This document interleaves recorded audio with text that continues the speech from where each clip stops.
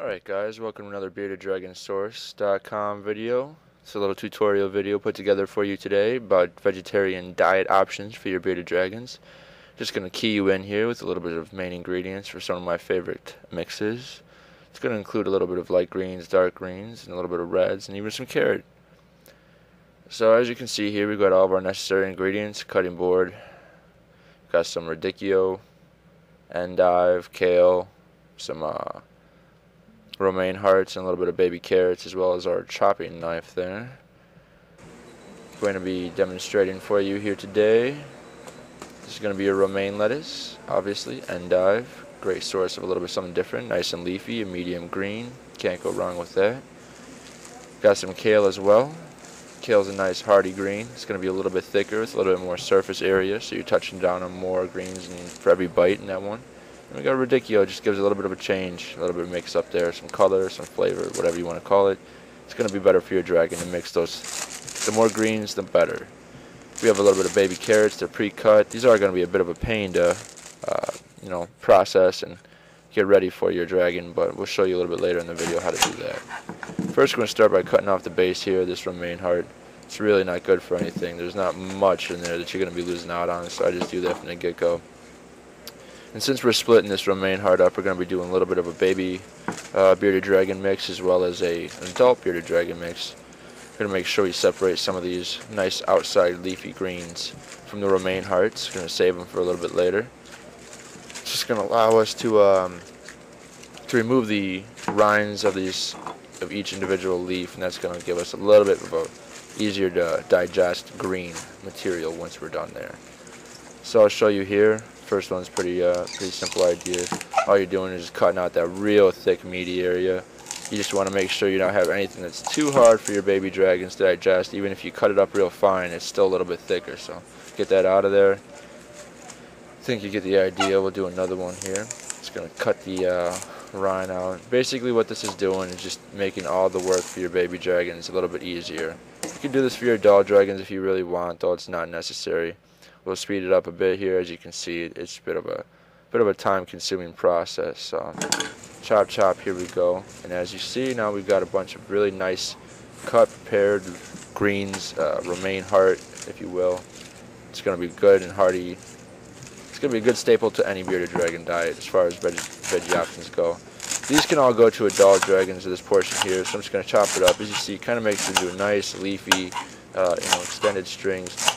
Basically, the concept is you got to keep in mind bearded dragons are lizards, and lizards are going to be reptiles, obviously. And all reptiles being mostly cold-blooded, there we're going to have the fact that they're a more simple creature than humans. So while we might eat 2, 3, 4, 5 times a day as human beings, these dragons don't always get those opportunities out in the wild. So when they do, they tend to really max out. When you get that much food in your system, it might be a little bit slower on the digestive system when you're cold-blooded. Just something to keep in mind. The finer you chop it, the more surface area their stomachs are going to have to be able to break that material down in a quicker manner. Just something else to give you a bit of tip. As you see here, we're going to move our way on to the kale.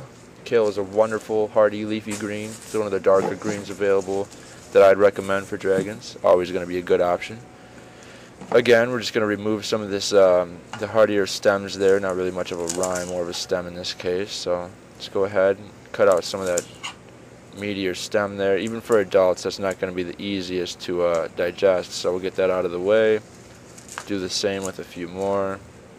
And then just really kind of dice up this kale here. Make sure it's real fine for our dragons. You know, it's not limited to just the kale, the endive, the romaine hearts, Radicchio. Really, there's a lot of greens that are good for bearded dragons. You're going to want to avoid ones that have high acid counts. You don't want to necessarily do a lot of fruits, with the exception of maybe some strawberries, but mostly you're just going to want to stick with like grapes, and it's mostly in a treat-like category. They are going to love that. If they can find grapes out in the wild, I guarantee you'll have some dragons hanging around that area in their natural habitat. They do love their sweets, but in this case, it's not always the best staple for a diet. And if anything, it actually can lead to diarrhea and being a little bit runny there. So not something you're going to want in the long run. So we're just going to clump this up here. Kale is pretty thick, so it gives us a little bit better advantage when chopping it up. Get a little bit finer leafiness there. As you can see, dice it up, just real nice and careful. I am left-handed, so if this looks awkward to you, my apologies. I thought about flipping it, but didn't get that far as of yet. Again, everything would be the same, just reverse it. All you're doing is just really chopping it up. As you can see here, it's a pretty nice leafy green material we're going to get away with now. Almost about as fine as the romaine there. It does cut real easily. But getting back to something we were saying earlier, you don't have to stick to these 4 or 5 ingredients necessarily. The only ones you're going to want to avoid are the ones with the high acid counts. Something like spinach, as well as cabbages. Some of these don't have the ideal balance of nutrition, especially mostly the biggest aspect is going to be the acids. It's going to be imbalancing your dragon system, because that's something that's going to be just really it's not something that would even come close to growing in their natural habitat, and therefore they've never in their entire existence been able to build a system capable of handling such things. So something to keep in mind is regions and where stuff grows. I know a leafy green like endive and maybe even romaine hearts obviously won't grow there, but it's such a basic of greens that it doesn't really pose any threat in reasonable amounts to your dragons. Now, something to keep in mind is, everyone's got different numbers, but I try to go about anywhere from a 60 to 80% live food diet. So I'm talking majority of crickets, Dubia Roaches, some mealworms, superworms, stuff like that. Superworms, mealworms are a little bit fattier, but if you can build a staple off crickets and roaches, you'll find yourself in a real good place. They're going to be a nice balance of fat as well as protein, and I found recently that the roaches have a little bit less shell to deal with, so you're getting a little bit more out of each one. Not to mention they're naturally a little bit bigger and easier to manage. If you breed these things, they're something you're going to be able to readily breed. They're not too difficult to take care of. We'll do a video on those one day down the road, as well as crickets. But really, the nice thing about roaches over crickets, aside from the nutritional facts and the fact that they're really just better for your bearded dragon, is that they don't make any noise. So, alright, as you see there, we got some endive all chopped up. It's back in our mix. Again, it's nice. It's a little bit lighter of a leafy green. It's going to give a little bit of a different flavor. It's a little more bitter naturally, so your dragon's going to like the change up. They do, I found in my bearded dragon keeping years that they do appreciate a little bit of a rotation in diet. So here we're just stripping down a Radicchio heart. It's going to be a smaller one that I started off with there. They come in a couple different shapes and sizes, but typically you're going to get this nice red color and then the white meatier portions as well. It's pretty easy to chop up. It's real leafy. You're going to make sure you break it up because it's a little bit thicker, so you don't want a huge chunk going in one of their babies, especially if you got little guys, but it's pretty easy to work with. It's a little bit of a hardier material, again, like I said, but it's going to be something that's going to be a good staple to add to your dragons. Out of these particular ingredients, this will be your most expensive one. I think it was locally it was like just under $4.50 a pound, but I mean the heart right there is good for 2 weeks worth of food for about my 10 dragons or so, and it's well worth it considering that was only probably about a quarter of a pound worth right there anyway. So just something to keep in mind. We're going to finish up here. Again, baby carrots are a pain. Any carrot really is a pain. Another thing you can do that I wasn't able to do for this video is you can almost, I don't want to say stew them, but you want to chop them up and then you almost let them boil for a while, and it'll get them such a fine mushy-like texture. The hardest thing there is it's just a mess, and then you can get it all over the place. But the goal here is that you're getting your dragons a little bit of beta-carotene. What that does is it's going to, well, A, it's good for them, but B, in terms of a keeper, a bearded dragon keeper, collector, whatever you want to call it, you're going to be getting a little bit more orange colors naturally because, beta-carotene being an orange vitamin-based nutrient is going to encourage such growth of the orange colors. So as you see here, it takes quite a bit. I have to sped up about 16 times, I think, natural speed, and it's still going to take a good couple minutes in this segment.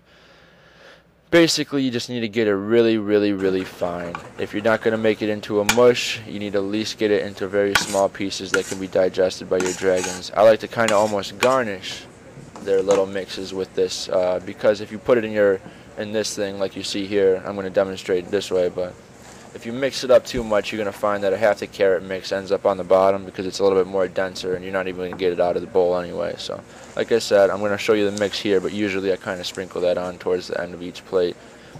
I think we got about five ingredients here. It's a nice little mix. Gives you all kinds of ideas and what they like. As you see here, my baby girls really love it. It's my little translucent here. She's got some real great colors, but she's just a great eater as well. So she'll eat that stuff up, and I think your dragons will do just the same.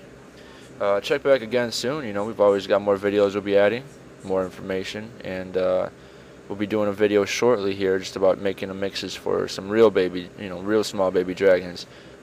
Just in case you wanted to be sure on what you're doing there. It is important to make sure that you chop up everything, and you want to avoid, foods that are bad for your dragons and whatnot. But if you work off some of the ingredients listed here, as some of the ingredients that I'll also add to the listings underneath this video, you're going to see that there's quite a bit of ingredients to work with to keep your dietary rotation in line there at least. Another little baby leatherback I got. She's about 6.5 months old in this picture. And finish off with the big guy, I think. Nice orange red variety here. He's going to be chomping up in just a minute. So again, if you have any questions, feel free to post them in our comments. If you have bearded dragon stuff yourself, you can always post all your stuff to our Facebook links as well as to our website. We love posting new content of all of our favorite bearded dragon fans, so be sure to stop by, check out beardeddragonsource.com or www.facebook.com/beardeddragonsource for all your bearded dragon information. Thank you very much, and we'll see you guys again all real soon, alright? You guys take care.